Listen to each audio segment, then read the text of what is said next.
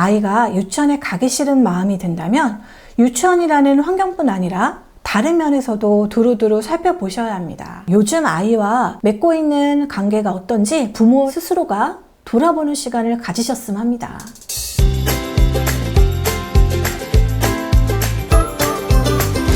안녕하세요. 재현쌤의 육아쉼터 신재현입니다. 나 유치원 가기 싫어 라고 아이가 말하면 부모님은 당황스럽고 걱정이 많으십니다. 유치원에서 친구들과 잘 못 지내서 그러는 건지, 유치원에서 내가 모르는 일이 있었나 하고 걱정이 되시죠. 제일 먼저 아이 주변 환경에서 원인을 찾곤 합니다. 하지만 아이가 유치원에 가기 싫은 마음이 든다면 유치원이라는 환경뿐 아니라 다른 면에서도 두루두루 살펴보셔야 합니다. 아이의 발달이나 기질 특성, 부모와의 관계 등 다양한 원인이 있을 수가 있으니까요. 오늘은 우리 아이가 유치원에 가기 싫어하는 이유와 해결 방법에 대해 살펴볼게요. 첫 번째, 학기 초 또는 개학 전후의 낯설음 때문에 유치원에 가기 싫은 유형. 아이마다 기질이 달라서 유치원이 학기 초인데도 새로운 곳에 대한 흥미와 기대감으로 뒤도 돌아보지 않고 교실로 들어가는 아이가 있는 반면, 낯선 환경보다는 익숙한 환경이 더 좋아서 엄마와 헤어져서 유치원에 들어가는 것을 매우 두려워하는 아이들도 있습니다. 이런 아이의 경우 부모가 절대 하지 말아야 될 말이 있어요. 친구들 보는데 창피하니까 그만 울자. 언제까지 울고 있을 거야. 어서 뚝해. 엄마 집에 갈 거야. 또는 유치원 끝나고 마트 가서 맛있는 거 사줄게. 이런 말들입니다. 아이를 다그치거나 다른 보상으로 그 순간을 모면하는 것은 아이의 불안을 없애주지 못합니다. 부모님이 따뜻한 말로 네가 얼마나 불안하고 낯선지 알아. 처음이라 많이 불안하고 떨리겠지만 한번 용기를 내보자. 엄마가 빨리 와서 기다리고 있을게. 씩씩하게 다녀오고 우리 이따가 만나자. 하고 부모님이 격려해 주세요. 우선 아이의 마음을 달래주고 차차 적응할 수 있도록 선생님께 믿고 맡기고 과감히 돌아서야 합니다. 아이가 기간에 잘 적응하게 하려면 등원 전 유치원에 들려서 주변 환경을 둘러보거나 선생님과 미리 인사할 수 있는 시간을 가져주세요. 미리 준비해서 서서히 적응을 한다면 유치원의 빠른 적응을 도와줄 수 있습니다. 또는 아이가 너무 힘들어할 경우 유치원과 협의해서 하원 시간을 조절할 수 있어요. 처음 유치원에 입학하여 아이가 너무 힘들어할 경우 아이의 불안한 감정을 인정해주고 지지해주는 말을 자주 해주세요. 울지 마. 아무것도 아니야. 다른 애들은 다 들어가잖아. 이런 말보다는 네가 얼마나 지금 불안하고 걱정되는지 알고 있어. 엄마는 마음속으로 계속 정빈이를 응원하고 있을게. 하고요. 또 자꾸 이야기를 하면 더 유치원을 가지 않으려고 할까봐 괜찮다는 말로 묵인하지 말고 불안하고 부정적인 마음일수록 더욱 자신의 마음을 잘 이야기할 수 있도록 해주세요. 나쁜 마음일수록 묵인하거나 지나치지 않고 더 많이 표현해야 아이의 마음이 더 편안해집니다. 또 중요한 것은 조급해하지 말고 아이의 속도에 꼭 맞춰서 적응할 수 있도록 기다려주세요. 두 번째, 유치원 앞에서만 안 들어가겠다고 울고 들어가서는 잘 노는 유형. 집에서 유치원까지는 잘 왔는데 현관문 앞에서 부모님과 헤어지려고 하면 눈물이 납니다. 부모님과 헤어지는 순간이 너무 힘들고 슬퍼요. 이 유형의 아이들은 부모님과 헤어지고 막상 유치원 교실에 들어오면 아무 일 없었다는 듯이 유치원 생활을 합니다.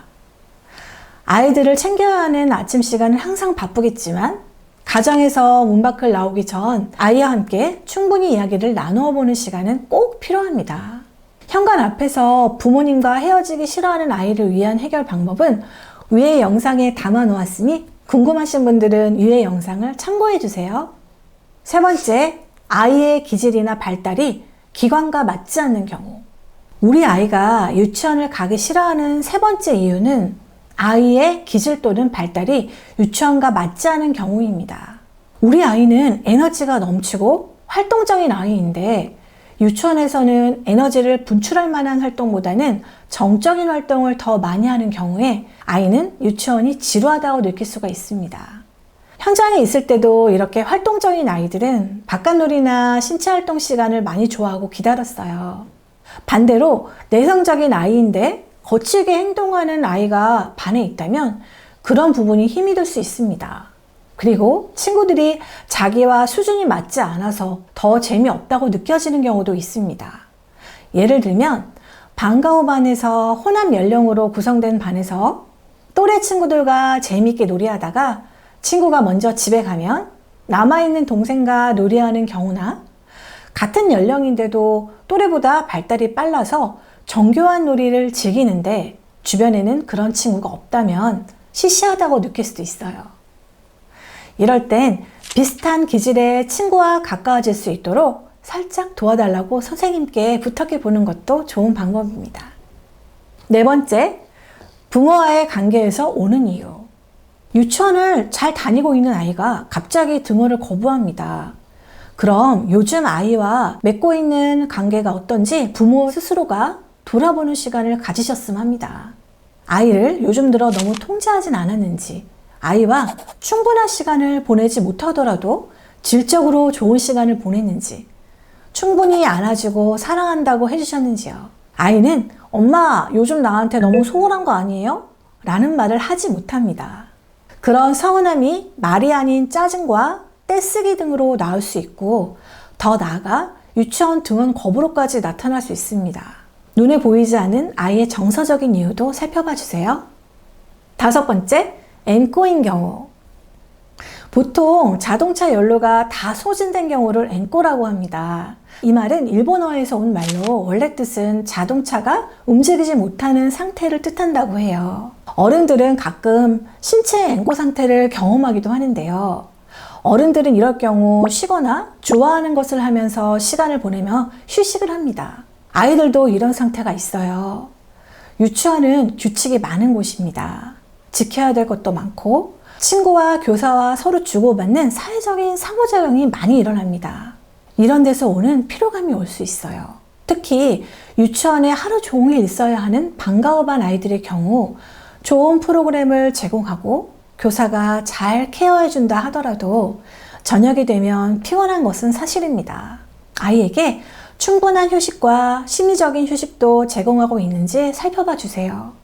여기서 심리적인 휴식이란 아이가 부모와 같이 하는 시간과 자기 마음대로 놀이할 수 있는 시간을 뜻합니다.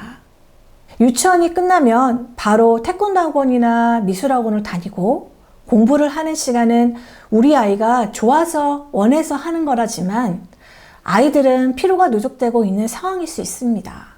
몇 해 전 우리 반 아이의 부모님이 아이가 유치원을 가기 싫어하는데 무슨 일이 있냐고 전화가 왔어요.